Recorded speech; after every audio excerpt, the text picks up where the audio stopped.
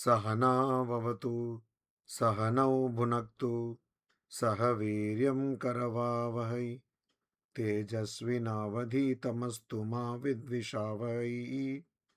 ओम शांति शांति शांति। हरि ओम। আমরা দেখছি শ্রীমদ্ ভগবদ গীতা দশম অধ্যায় চতুর্থ শ্লোক। এই চতুর্থ আর পঞ্চম শ্লোককে একসঙ্গে পড়তে হবে। তো ওখানে আমরা দেখছি বুদ্ধিহি জ্ঞানম অসম্মোহঃ ক্ষমা সত্যম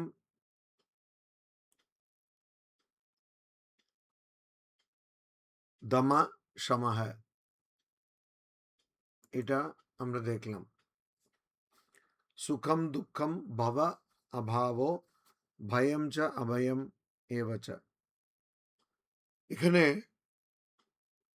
বুদ্ধিহি কি, বুদ্ধি অর্থাৎ কি, জ্ঞানম অর্থাৎ কি, অসম্মোহ কি দেখলাম। আর গতবার ক্ষমাও কি একটু দেখেছিলাম।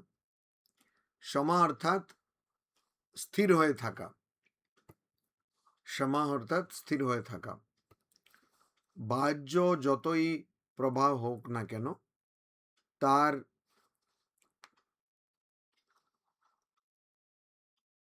উত্তরে বা একটা কোনো প্রতিক্রিয়া বাহ্য প্রভাবের জন্য, বাইরে হয়তো খুব গরম পড়ছে, হয়তো খুব শীত পড়ছে, ঠান্ডা, তো এটার জন্য ওগুলোকে সহ্য করে যাওয়া, এটাকেও ক্ষমা বলে। ক্ষমা স্থির থাকা, সহ্য শক্তি, সহ্য করা ক্ষমা। ভুলটা না দেখা, দোষ দর্শনম, সেটা না করা, সেটাও ক্ষমা। দোষ দর্শন অর্থাৎ অন্যদের ভুল দেখা, ভুল, সে ভুল দেখাটা শুধু নিজের অন্যদেরই নয়, নিজের মধ্যেও ভুল না দেখা, এটা হচ্ছে দোষ দর্শনম বলে। ভুল দেখাটাকে, ওই ভুল দেখা না করলেই ওটা ক্ষমার মধ্যে পড়ে। তো ক্ষমা আবার ইন্দ্রিয় নিগ্রহকেও ক্ষমা বলে। ইন্দ্রিয়গুলোকে, পঞ্চ জ্ঞানেন্দ্রিয়, পঞ্চ কর্মেন্দ্রিয়কে বশে আনা, ওটাকে বশে রাখা, সেটাকেও ক্ষমা বলে। আবার ক্ষমার পরে আসছে এখানে সত্যম। সত্যম, সত্যম মানে সত্য রক্ষা। ভগবান শ্রীরামকৃষ্ণ ঠাকুর বলছেন যে কলিযুগে সত্য রক্ষাই তপস্যা। তো কেন? অন্য যুগে কি সত্য রক্ষা তপস্যা ছিল না? অন্য যুগে ছিল, কিন্তু অন্য যুগে আরো কঠিন কঠিন তপস্যার পথ ছিল। কলিযুগে কিন্তু সত্য রক্ষা করলেই সেটাই বিশাল তপস্যা, সেটাই বিশাল তপস্যা। কেন সত্য রক্ষা এত গুরুত্বপূর্ণ কেন? তার কারণ, যেটা নিত্য বস্তু অর্থাৎ ভগবান, ভগবান ছাড়া আর কিছুই নিত্য নয়, সেই নিত্য বস্তু তার কখনো নাশ হবে না।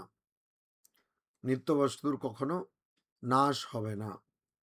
তো নাশ যার হবে না, সে সবসময় তার সত্তা রয়েছে, সে সবসময় থাকছে।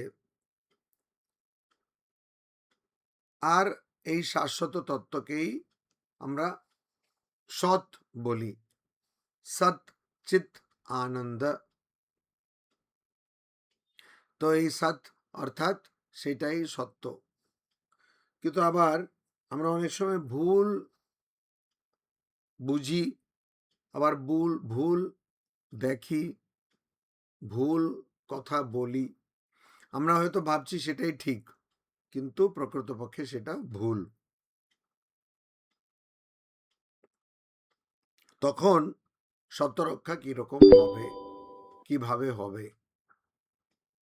ভগবান আদি শঙ্করাচার্য, ভগবৎপাদ শঙ্করাচার্য, তিনি তার ব্যাখ্যাতে বলছেন, সত্য মানে কি, যেটাকে আমি যা শুনেছি, যা দেখেছি, বা যা পড়েছি, যা শিখেছি, সেই অনুযায়ী আমি যেটাকে মনে প্রাণে সত্য বলে জানি, সেটাই সত্য। অর্থাৎ যেটা আমি শুনেছি, যেটা দেখেছি, যেটা শিখেছি, যেটা আমি যা পড়েছি, সেই অনুযায়ী আমার যা বিদ্যা লাভ করেছি, সেই অনুযায়ী যেটাকে আমি সত্য বলে মনে করি, সেটাই সত্য। সেটা ঠিক ঠিক সত্য নাও হতে পারে। আমি তার রোডে হাঁটছি হয়তো, বা গাড়িতে যাচ্ছি রোদের সময়, দুপুরের সময়, আর আমি হয়তো একটু দূরে ওই টার রোডের উপরে জল আছে এরকম দেখছি, তো এটাই মরীচিকা, কিন্তু ওখানে জল নেই। কিন্তু আমি যেটা দেখছি জল, আমি বলবো যে ওখানে তো জল আছে। তখন আমি কিন্তু ওইটা কি ধরা হবে, আমি কি সত্য কথা বলছি না মিথ্যা বলছি?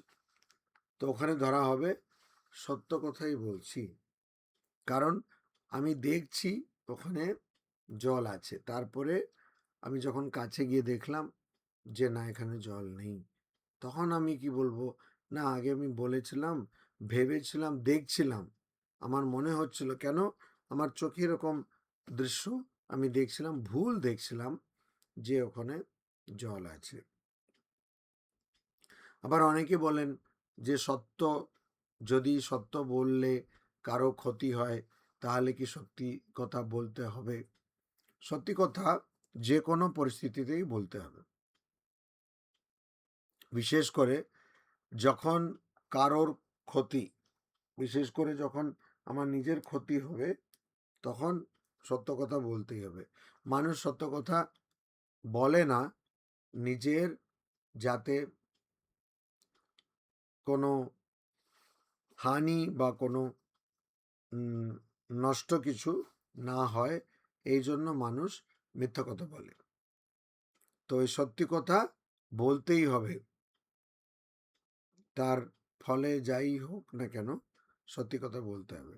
এই সত্য রক্ষা খুবই খুবই গুরুত্বপূর্ণ, খুবই দরকারি।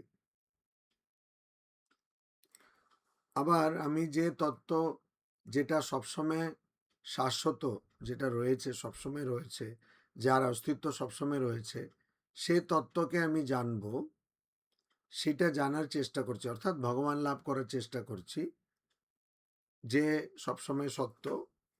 আর এই চেষ্টার মাঝখানে আমি মিথ্যা কথা বললে, মিথ্যা দিয়ে তো সবসময় যে সত্য তাকে তো বোঝা যাবে না। সূক্ষ্ম জিনিসকে জানতে গেলে, সূক্ষ্ম জিনিসকে যেটা দিয়ে দেখা যায় সেরকম যন্ত্র আমার লাগবে। সূক্ষ্ম জিনিসকে আমি সাদা চোখে যদি না দেখতে পাই, তাহলে আমার সেরকম যন্ত্র লাগবে। তো আমার যে কোনো জ্ঞান অর্জনের পদ্ধতি, কিসের জ্ঞান অর্জন করতে চাই তার অনুযায়ী সেই পদ্ধতিটা পাল্টাবে। তো আমি যদি, যিনি অনন্ত, শাশ্বত,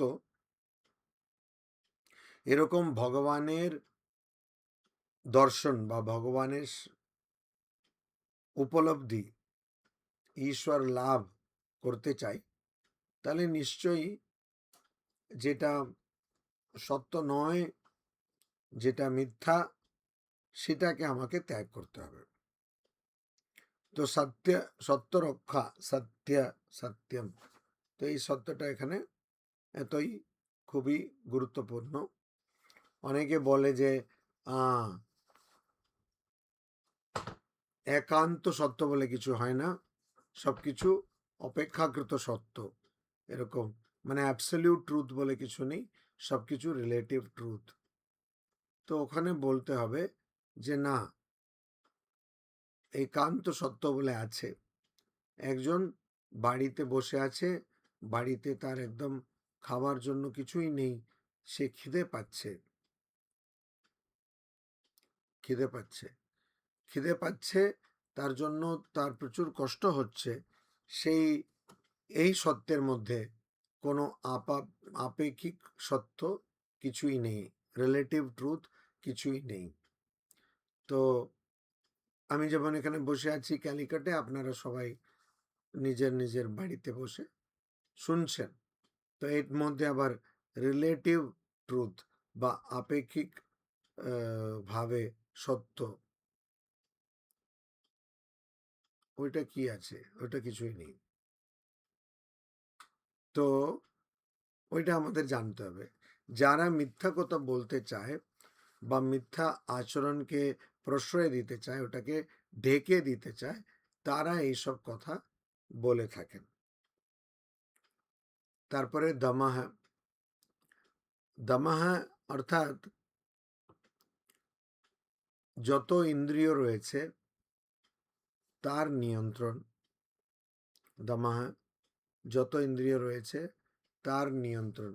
ইন্দ্রিয় আমাদের, আমরা জানি, পঞ্চ কর্মেন্দ্রিয়, 5টে কর্মেন্দ্রিয়, 5টে জ্ঞানেন্দ্রিয়, যেটা দিয়ে আমরা জ্ঞান অর্জন করি। তো এই ইন্দ্রিয়গুলোকে নিয়ন্ত্রণে বসে আনা, সেইটাই হচ্ছে ধাম্মা। তো ইন্দ্রিয়গুলোকে বসে কি করে আনবো? আমি যদি চোখকে আমার বসে আনতে চাই, চোখ দিয়ে কি দেখা হয়? দৃশ্য। আমি যদি চোখকে সবসময়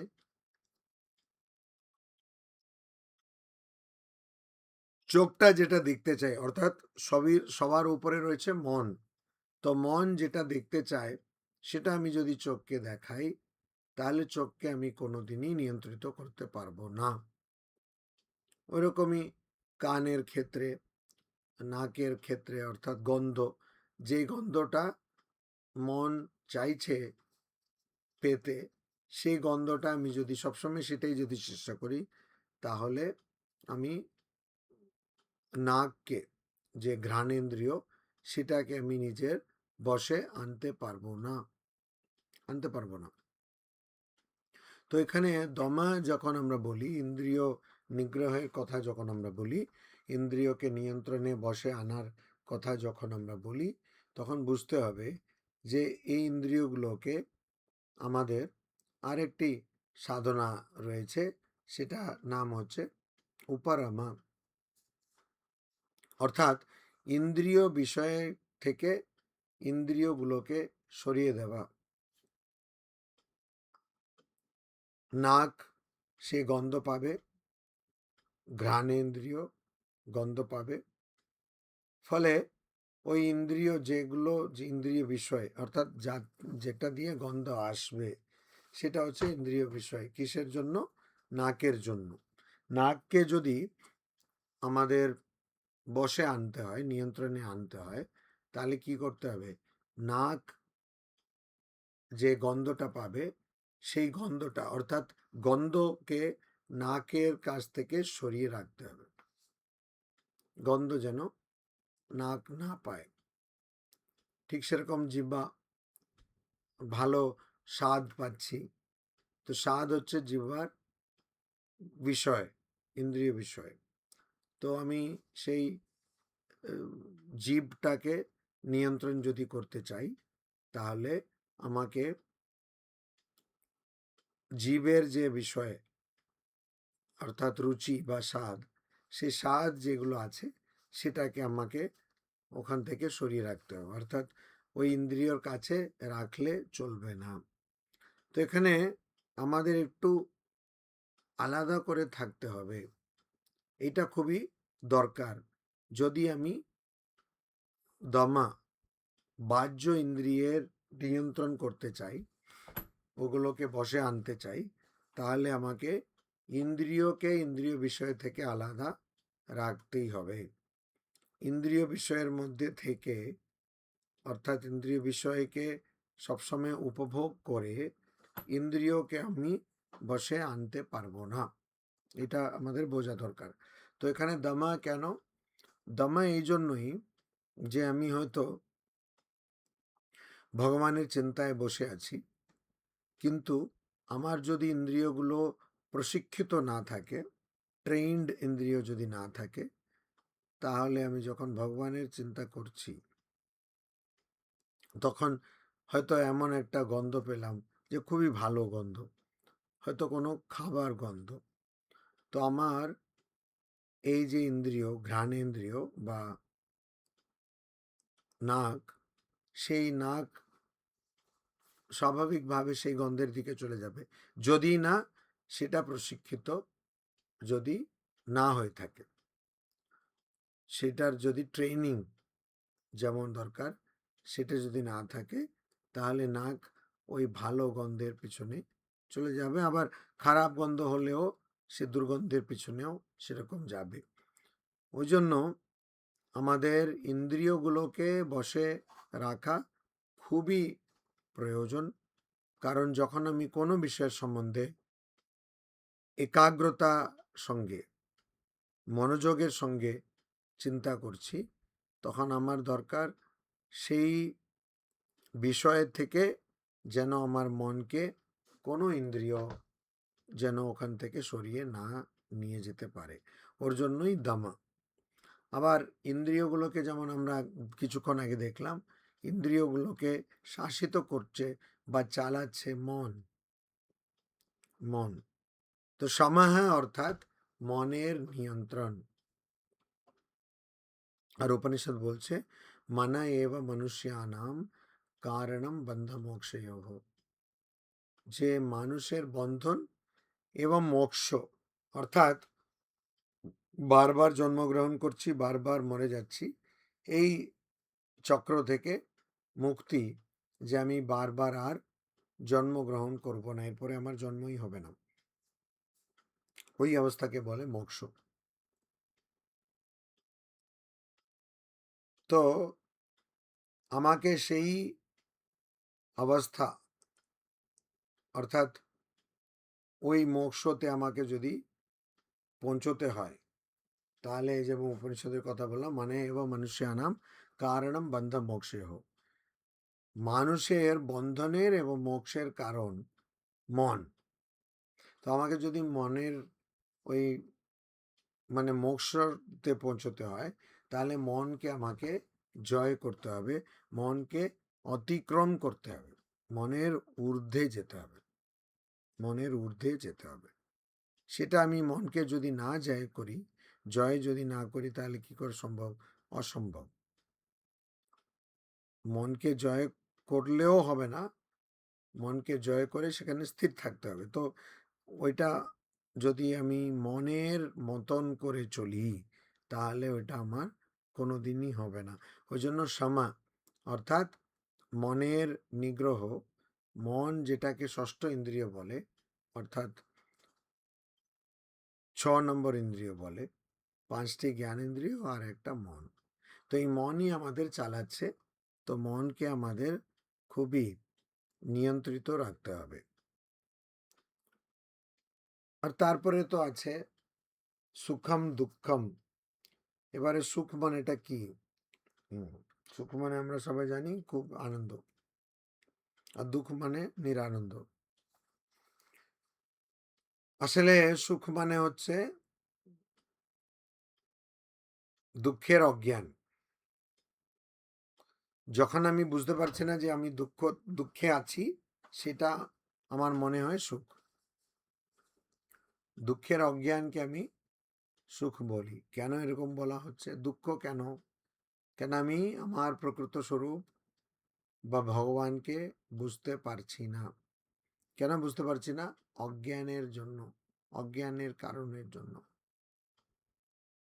অজ্ঞানের জন্য আমি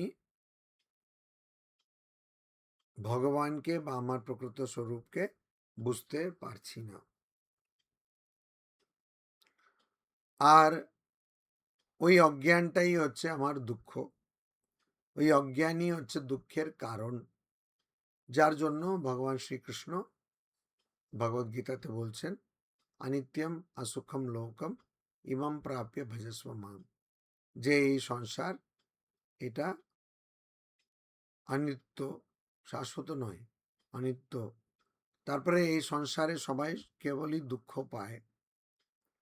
আর এমন সংসারে জন্মগ্রহণ করার পরে তুমি আমার ভজন করবে, অর্থাৎ আমার ভজন করলে কি হবে, আমি যেহেতু ভগবান, আমি তুমি যদি আমার ভজন করো বা আমার শরণাপন্ন হও, তাহলে আমি তোমার সব দুঃখের যে কারণটা ওইটাকে আমি কেড়ে নেব। কারণ কি? ওই জ্ঞানের অভাব, সেটাই দুঃখ। জ্ঞানের অভাবটাই দুঃখ। আর সুখ মানেটা কি? সুখ মানে যেখানে আমরা বুঝতে পারছি না যে এখন দুঃখ পাচ্ছি, আর আমাদের মনে হচ্ছে যেন আমরা সুখী, সেটা হচ্ছে সুখ, সেটা হচ্ছে সুখ। কিন্তু দুটোই কিন্তু এই এই সংসারে আমরা অনুভব করি, এই প্রপঞ্চে আমরা অনুভব করি।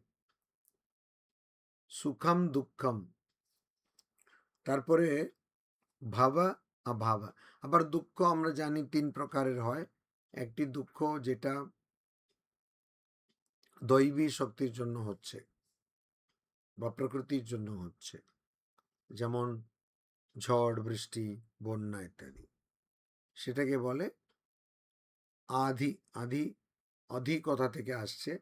আদি অর্থাৎ যার অধিকরণ বা যার ভিত্তি, যার উৎস বা এখানে যা কারণ। তো আদি দৈবী, আদি দৈব দুঃখম, আদি দৈব দুঃখম, অর্থাৎ যে দুঃখগুলো মানুষ না, দৈবী কারণের জন্য হয়। যেমন বললাম ঝড়, বৃষ্টি ইত্যাদি, বন্যা। তারপরে হচ্ছে যেটা আমার শরীর আর আমার মনের কারণে যে দুঃখ পাওয়া হয়, মানে নিজের শরীর খারাপ হয়ে গেল, জ্বর হলো বা মন খারাপ, তখন যে দুঃখ অনুভব করা হয়, সে দুঃখকে বলে আদি আত্মা। আদি আত্মা, আত্মা অর্থাৎ নিজের, আদি আত্মা। তো আদি দৈব, আদি আত্মা, আর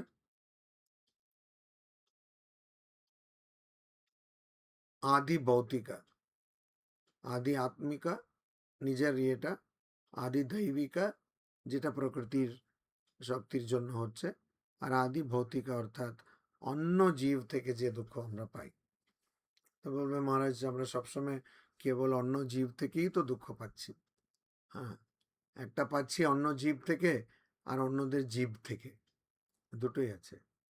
ভ ভ দুটো, ভ ভ সব অন্য জীব থেকে তো দুঃখ পাচ্ছি। অনেক সময় অন্য জীব থেকে দুঃখের স্বভাবটা, দুঃখের রূপটা তাদের জীব থেকেই আসে। ওই যে যা কথা বলেন মহারাজ, এরকম একদম কেটে দেওয়ার মতন কথা বলে।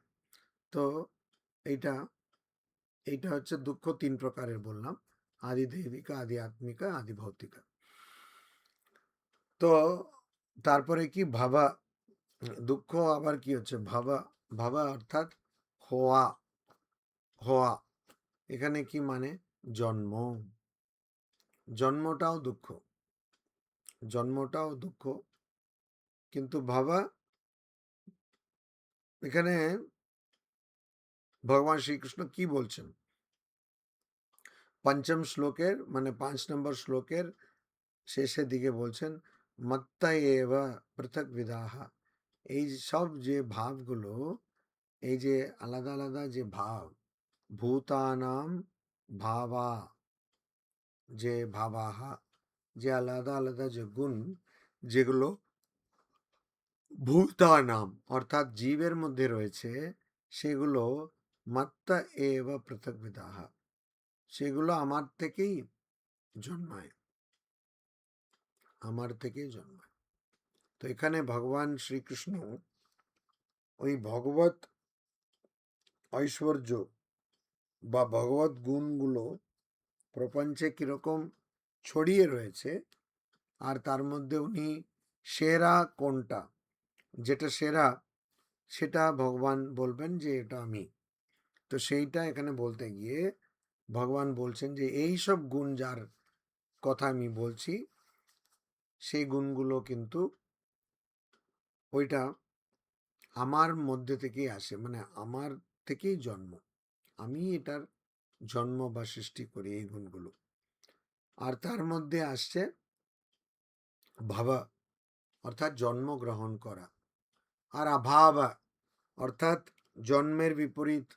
ওই অ অক্ষরটা সংস্কৃতে কোনো কিছুর আগে লাগিয়ে দিলে, যেটাকে আমরা বলি উপসর্গ, সামনে লাগাতে হবে, সামনে ওটাকে যোগ করে দিতে হবে, তখন কি হবে, বিপরীত অর্থ হয়ে যাবে, ভাবা অভাব। অবশ্য এখানে অভাবা না, অভাব, ওখানে একটা ব্যাকরণ কাজ করেছে। তো অভাব অর্থাৎ কি, অভাব অর্থাৎ মৃত্যু, অভাব অর্থাৎ মৃত্যু। কিন্তু আবার অভাব অর্থাৎ কোনো কিছুর অভাব, এটাও আমরা পাই।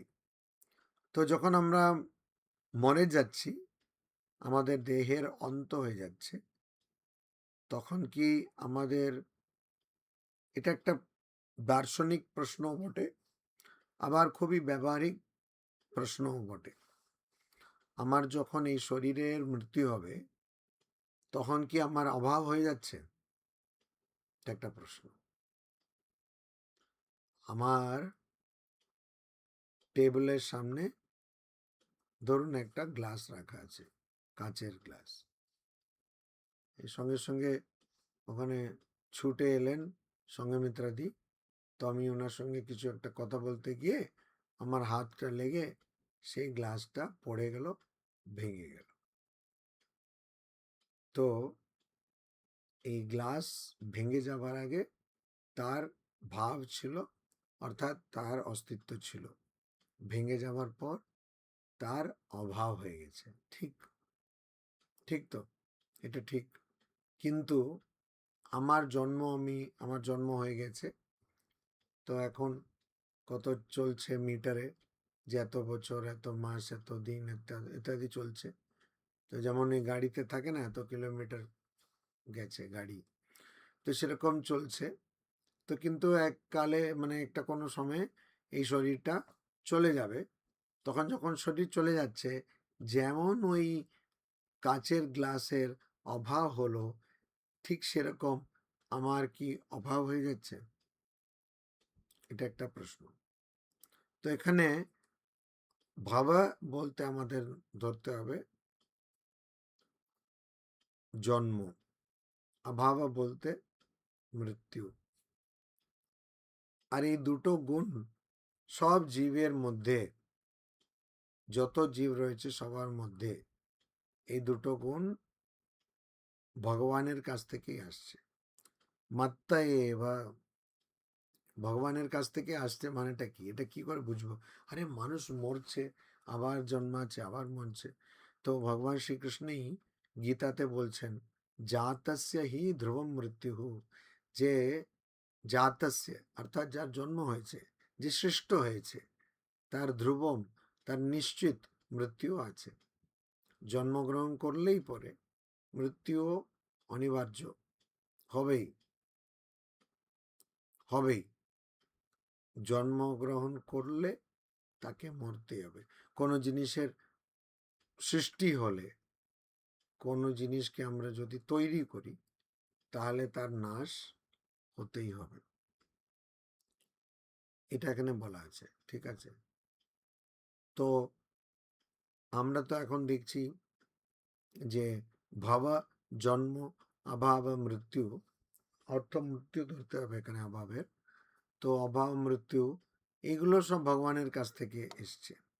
তো এটা জানতে গেলে আমাদের তাইত্রীয় উপনিষদে যেতে হবে। তাইত্রীয় উপনিষদে উপনিষদ বলছে বা ঋষি বলছেন, ইয়তো বা ইমানি ভূতানি জায়ন্তে। তো যেখান থেকে এই যে ভূতানি অর্থাৎ জীব, যত জীব রয়েছে, যেখান থেকে সেই জীবগুলো জন্মগ্রহণ করে, যেখানে ওই জীবগুলো থাকে, আবার যেখানে আবার ওই তার মধ্যে সংবিশন্তি, অর্থাৎ যে পরম ব্রহ্ম, যে ভগবান, অর্থাৎ পরম তত্ত্ব, ব্রহ্ম, আত্মা, যাই বলুন না কেন, ওখান থেকে, ওটাই হচ্ছে উৎস। এই পুরো প্রপঞ্চের উৎস, প্রপঞ্চের জন্ম ওখান থেকে হচ্ছে। আর এই প্রপঞ্চটাকে সঞ্চালনও করা হচ্ছে, চালানো হচ্ছে ওখান থেকে। আর শেষে এই প্রপঞ্চ ওর মধ্যেই গিয়ে লীন হয়ে যাচ্ছে। তো জন্য ভবা, অর্থাৎ ভগবান এই সৃষ্টির আরম্ভ করছেন, সৃষ্টি করছেন, আবার ভগবানই আবার প্রলয় হওয়ার পরে ভগবানের মধ্যেই সব লীন হয়ে যাচ্ছে। ওই অর্থে আমাদের পড়তে হবে ভাবা অভাবা, ভাবা অভাবা। তো যে কোনো জিনিসের সৃষ্টি যখন হবে তখন আমরা জানবো যে এটা ভগবানের মধ্যে যে মানে কতগুলো বিশেষ গুণ রয়েছে, তার মধ্যে একটা বিশেষ গুণ। অর্থাৎ ভগবান কি করে আমি জানবো? ভগবান সেই হবে যে সৃষ্টি করতে পারে। কিছু কিছু ধর্মীয় সম্প্রদায় অনুযায়ী কিছু মানে কিছু নেই, এই অবস্থা থেকে প্রপঞ্চকে সৃষ্টি করতে পারে, এটি হচ্ছে ভগবান। তো আমরা তো শাস্ত্রে পড়ি বা যুক্তিতে পড়ি, something can't come out of nothing, কিছু নেই ওটা থেকে কোনো কিছু আসবে না, সত্যি কথা। কিন্তু এটা প্রপঞ্চের ক্ষেত্রে, ভগবানের ক্ষেত্রে হবে। কারণ আমরা কোথায় এটা হবে না বলছি, সেটা কিন্তু অজ্ঞানের স্তরে, অজ্ঞানের অবস্থায়। তো যেহেতু ভগবান স্বয়ং, তো উনি অজ্ঞান সৃষ্টি করতে পারেন, আবার অজ্ঞানকে নাশ করে দিতে পারেন। ভগবদ্গীতাতেই তো উনি বলছেন, মামা মায়া দুরত্যয়া, আমার দ্বারা সৃষ্ট মায়া, সেটাকে অতিক্রম করা, সেটাকে পার করা খুব কঠিন। দুরত্যয়া, দৈবী মায়া, সেটা আবার বলছেন যে আমি তৈরি করেছি, কিন্তু এটা এমনি একটা, যেমন ইন্দ্রজাল, অর্থাৎ ম্যাজিশিয়ান ইন্দ্রজাল দেখাচ্ছে, সেরকম না। এটা ভগবানের পরম তত্ত্ব থেকে, পরম তত্ত্বকে ভালো করে না বোঝার জন্য আমাদের অজ্ঞানবশত আমরা এই যেটা সৃষ্ট বা যেটা জন্মগ্রহণ করেছে প্রপঞ্চকে আমরা নিত্য মনে করি। তো সেটা কিসের জন্য হচ্ছে? সেটা অজ্ঞানবশত হচ্ছে। আর যখন আমরা জ্ঞান লাভ করব, আমরা জানবো যে সব কিছুই ভগবান। তো ভাব অভাব, জন্ম মৃত্যু, জন্ম মৃত্যু, এই দুটোই কিন্তু ভগবানের মধ্যে থেকে আসছে। বা মৃত্যুর পরে এই জীব জন্তুর যা সার, সেটা ভগবানের মধ্যে, যে তত্ত্ব দিয়ে জীব জন্তু সৃষ্টি হচ্ছে, সেটা ভগবানের মধ্যে আবার লয় পাচ্ছে, লীন হয়ে যাচ্ছে। তারপরে বলছেন ভয়ম চ এবম এব অভয়ম চ, অর্থাৎ ভয় আর অভয় দুটোই, ভয় আর অভয় দুটোই কিন্তু ভগবানের সৃষ্টি। এটা কিরকম হলো? ভয় আর অভয় কি করে দুটোই ভগবানের সৃষ্টি কি করে হলো?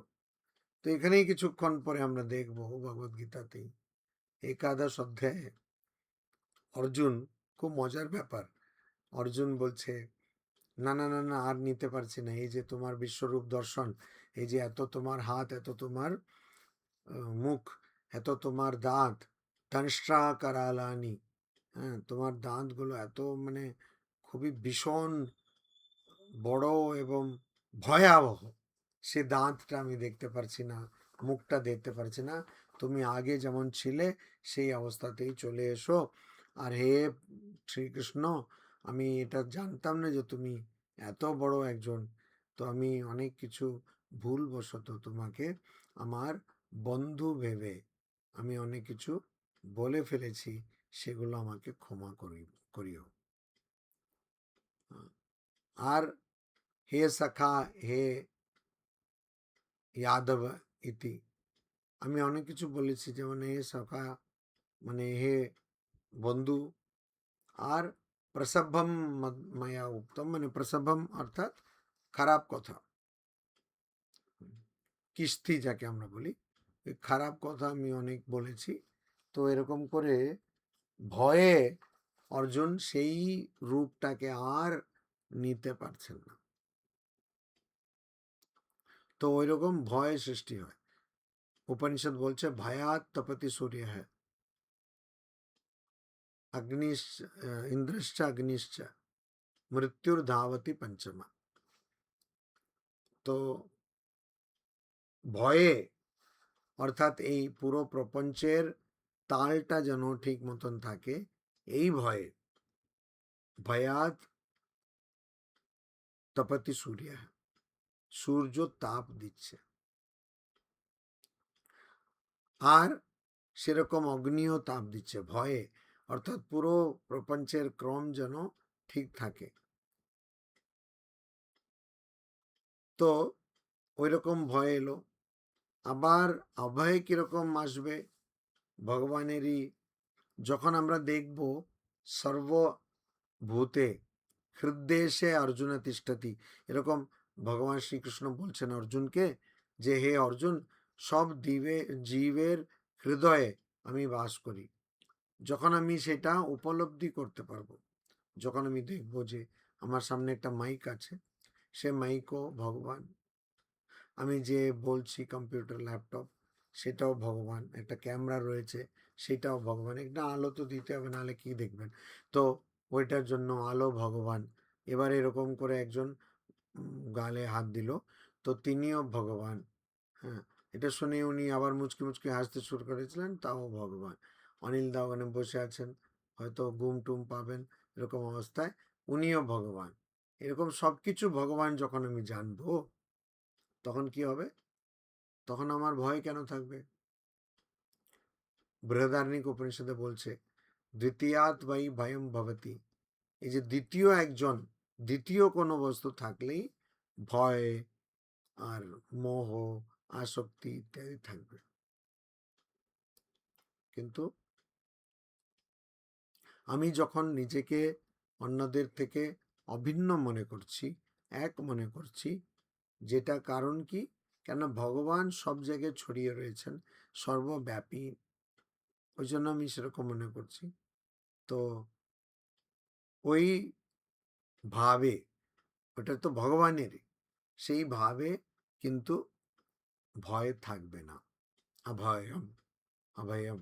স্বামী বিবেকানন্দ বারবার বলছেন যে কেউ যদি বলে যে উপনিষদের কি বার্তা, উপনিষদে কি কথা বলা আছে, এটা যদি কেউ বলে, তাহলে স্বামীজি বলছেন যে উপনিষদের প্রত্যেক কথা থেকে আমি একটা উপনিষদের বাণী পাচ্ছি, আর সেটা হচ্ছে অভয়া, অভয়, আভি, আভি, আভি, আভি, মানে অভয়, হ্যাঁ, নির্ভয় হয়ে থাকা, সেই অবস্থাটা আমি পাচ্ছি। অভি, অভি, অভি। কেন অভি?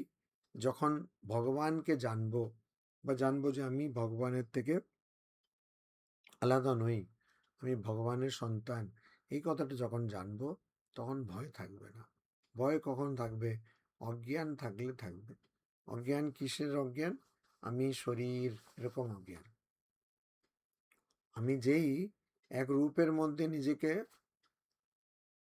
ফেলে দিচ্ছি, গণ্ডিতে ফেলে দিচ্ছি, সেই অসীমকে আমি যখন সসীম ভাবছি, তখনই আমার কিন্তু ওই সীমাটা নষ্ট হওয়ার ভয়। প্রত্যেক দেশকে দেখুন, তাদের ভয় ওইটাই, সীমা নষ্ট হয়ে যাবে।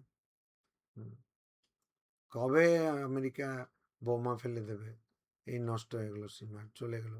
এই গ্রিনল্যান্ড, এই কিউবা, এই ভেনেজুয়েলা, এইসব চলে যাবে। তো সীমা নষ্ট হওয়ার ভয়।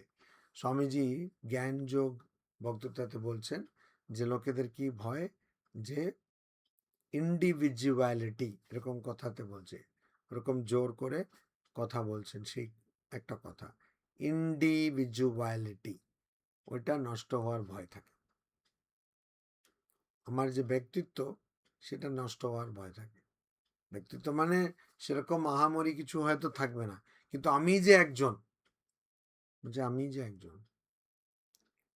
আমি এরকম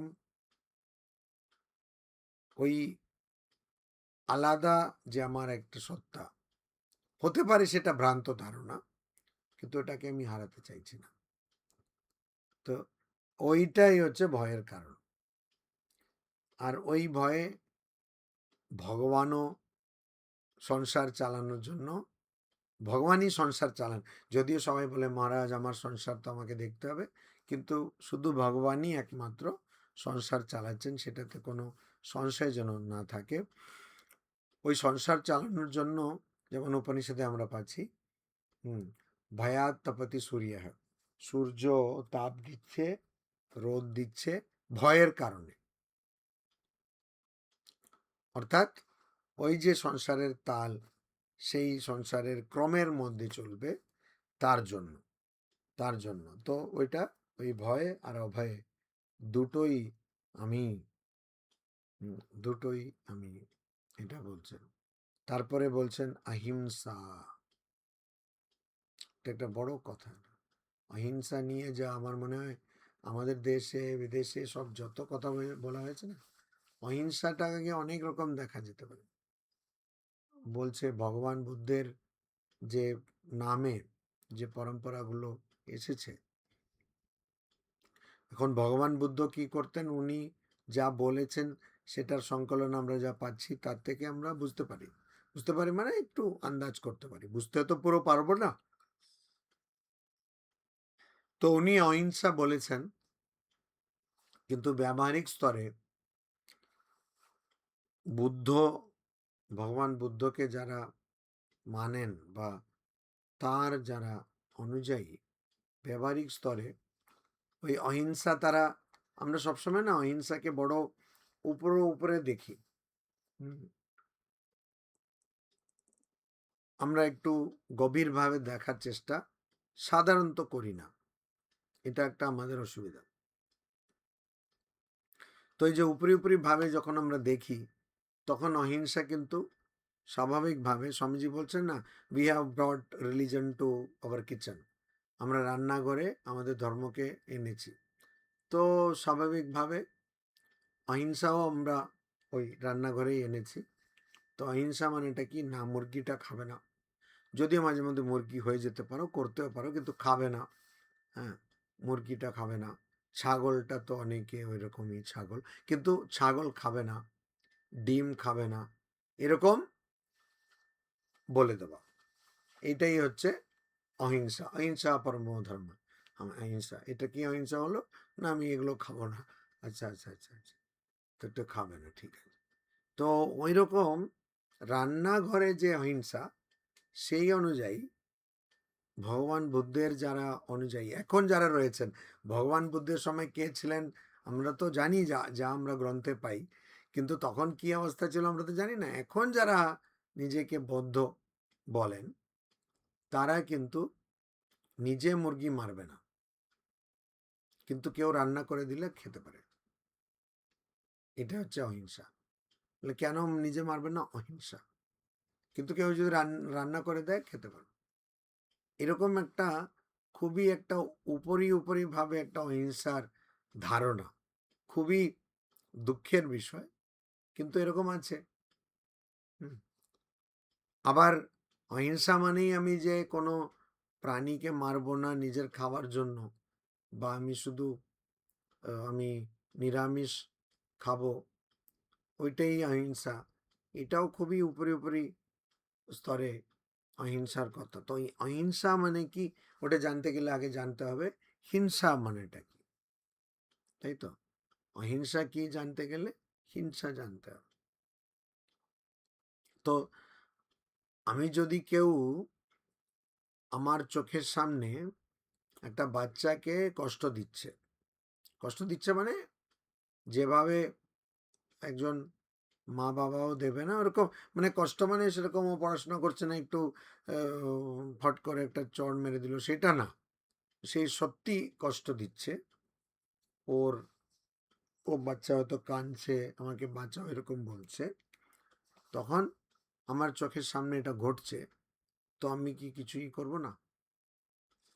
ওটা কি অহিংসা হবে? এটা একটা বড় প্রশ্ন।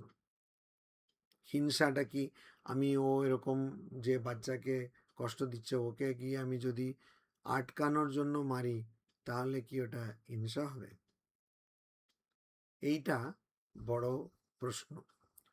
তারপরে অহিংসা মানে আমি আমার মধ্যে কোনো বিদ্বেষের ভাবনা আনবো না, এটা অহিংসা। আমি যদি কারোর প্রতি আমার কোনো ঘৃণার ভাবটাই না থাকে, আমি কাউকে যদি ঘৃণাই না করি, কারোর প্রতি আমার বিদ্বেষের ভাবই না থাকে, তাহলে সেটা সেটা প্রকৃত অহিংসা, সেটাই প্রকৃত অহিংসা। তো ওই জন্য এখানে অহিংসা বুঝতে গেলে আমাদের হিংসা কি সেটা বুঝতে হবে। সেটা আমরা পরের বারে আমরা সেটা দেখব। আচ্ছা, আগেও বলেছি এই যে এর মধ্যে 4 আর 5 নম্বর শ্লোকের মধ্যে দশম অধ্যায়ে এই যে প্রথম 3 লাইন এর মধ্যে আলাদা আলাদা গুণ বলা হয়েছে, আর শেষের লাইনে বলছেন যে এই গুণগুলো যেগুলো জীবের মধ্যে থাকে সেগুলো কিন্তু আমার থেকেই এসেছে, নানানভাবে আমার থেকে এসেছে, মানে ভগবানের কাছ থেকে এসেছে।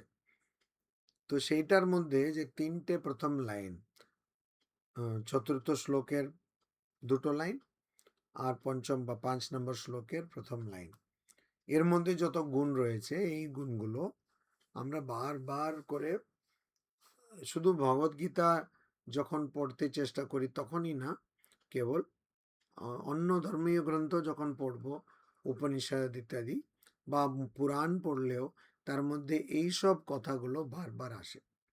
ভয় বা ভয়, এগুলো কথা বারবার আসে। ওই জন্য এই কথাগুলোর একটু বিশদভাবে আলোচনা হলে ভালো। তো সেটাই আমরা করার চেষ্টা করছি। পরের বার আমরা হিংসা কি দেখব, তারপরে হিংসা জানলে তো অহিংসা কি সেটা বোঝাই যাবে। ওম শান্তি শান্তি শান্তি। হরি ওম তৎসৎ। শ্রীরামকৃষ্ণার্পণমস্তু।